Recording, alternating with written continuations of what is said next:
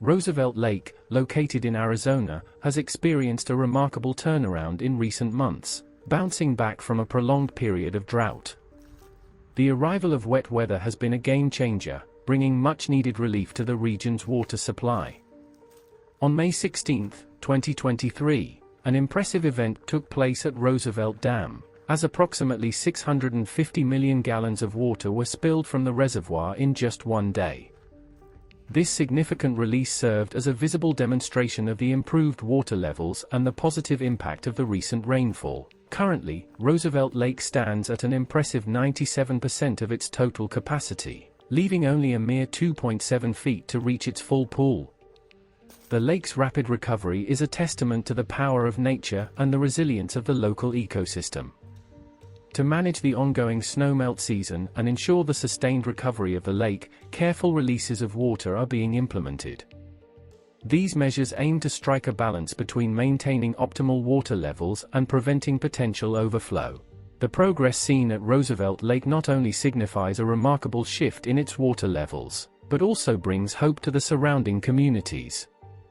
The lake plays a crucial role in supplying water to residents, supporting agriculture, and providing recreational opportunities for locals and visitors alike.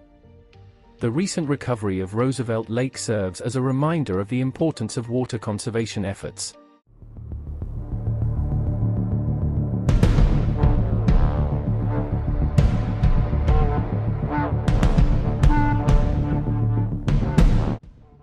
Guys, so check it out. Here we have the famous Theodore Roosevelt Dam, and today I'm going to give you guys a brief history on the place while I show you some old photos and aerial shots of what it looks like today. Here's where I'm going to start. It's tough to farm where there isn't a consistent, reliable source of water. Same for human civilization too. You can't expand, you can't grow, you can't thrive without it. In the late 1800s in the Salt River Valley area, farmers were super territorial over water storage, what water belonged to who, etc., etc. This often led to disputes and wasn't really helping anyone. A fair, consistent, and reliable source of water was desperately needed. Now, prior to the dam's build, farmers relied on their own custom irrigation practices.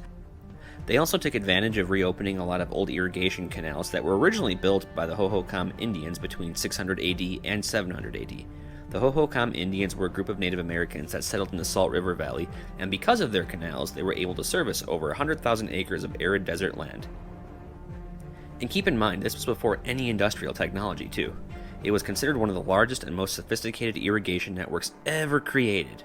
These irrigation practices worked here and there, but the biggest setbacks were not being able to sustain control over the water. There would be times where there would be massive flooding, and times where water would barely trickle through the canals.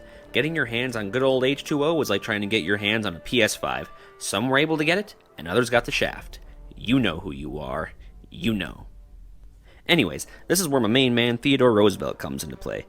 You see, Theodore Roosevelt was a president who was devoted to conserving our natural and cultural history, not destroying nature by any means, but also not to add to it either. He was a true advocate on behalf of the lands, forests, rivers, and any other natural resource that you can think of. He definitely wanted to preserve what was. Theodore Roosevelt knew how important a reliable water supply to the West was, and one of the first things he did when he was elected into office was sign the Newlands Reclamation Act. Known more popular today as the Reclamation Act of 1902, this was a law that provided funding for irrigation projects, such as the dam.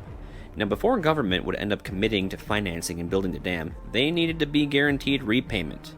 This is where farmers, ranchers, businessmen, and other settlers came together and pledged their land as collateral to the government, as they knew it was really the only way they could protect their future and get a reliable source of water. They set their differences aside, and the rest is history.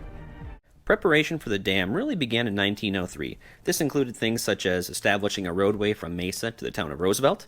The road is known today as the Apache Trail. Really awesome. If you ever get the chance, you should definitely check it out.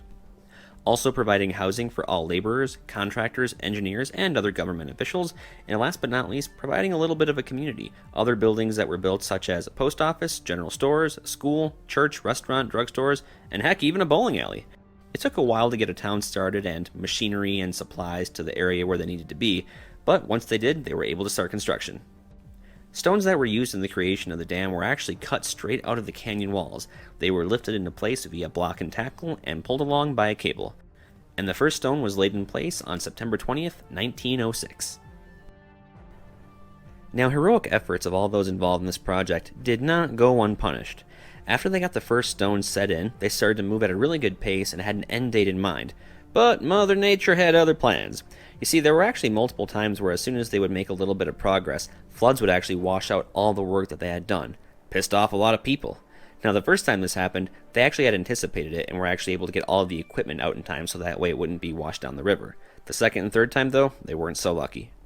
And in fact, here's an old photo I found of an old suspension bridge that made it so that way residents of Roosevelt Lake could actually get from one side of the reservoir to the other. This was also another structure that was washed away by the floods. It's also worth noting that the original town of Roosevelt was eventually submerged underwater, of course due to the slow rising water levels as progress was made with the dam's construction. Over the course of the next 5 years, laborers worked day and night, and little by little the dam started to take shape. And on February 6, 1911, the final stone had been laid in place, and the dam was completed. Theodore Roosevelt actually rode in on March 18, 1911, to crown the official opening of the dam, and at 5:48 that evening, Mr. Theodore Roosevelt himself pressed a button that would allow water to be sent through the north gates of the penstocks, spewing water into the dry riverbed below. The dam was then named after Theodore Roosevelt for his efforts in fighting for the Newlands Reclamation Act. The final height of the original dam's construction put it at a whopping 280 feet. Alright, now let's fast forward to a time frame that I'm a little more familiar with. Now, the dam maintained its original identity over the years, for the most part. Slight modifications were made here and there, but significant modifications to the dam began in the early 1990s. You see, due to safety and flooding concerns, it was decided that they would increase the dam height by an additional 77 feet, also allowing for more water storage. Since the dam also served as a roadway, alternative measures had to be taken before the dam could be enlarged, and that led to the construction of Roosevelt Lake Bridge in 1989. It was later completed in October of 1990. The bridge has a span of 1,089 feet, and today is still the longest two-lane single-span steel arch bridge in North America. There, that's a thing you know.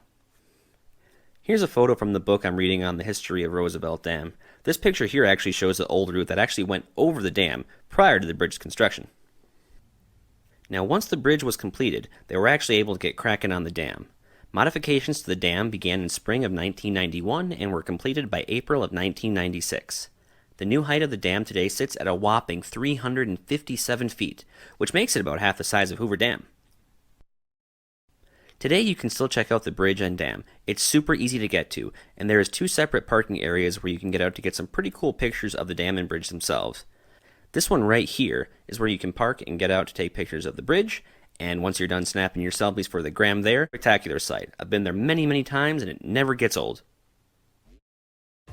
This has been a Cincinnati production. Thanks for watching.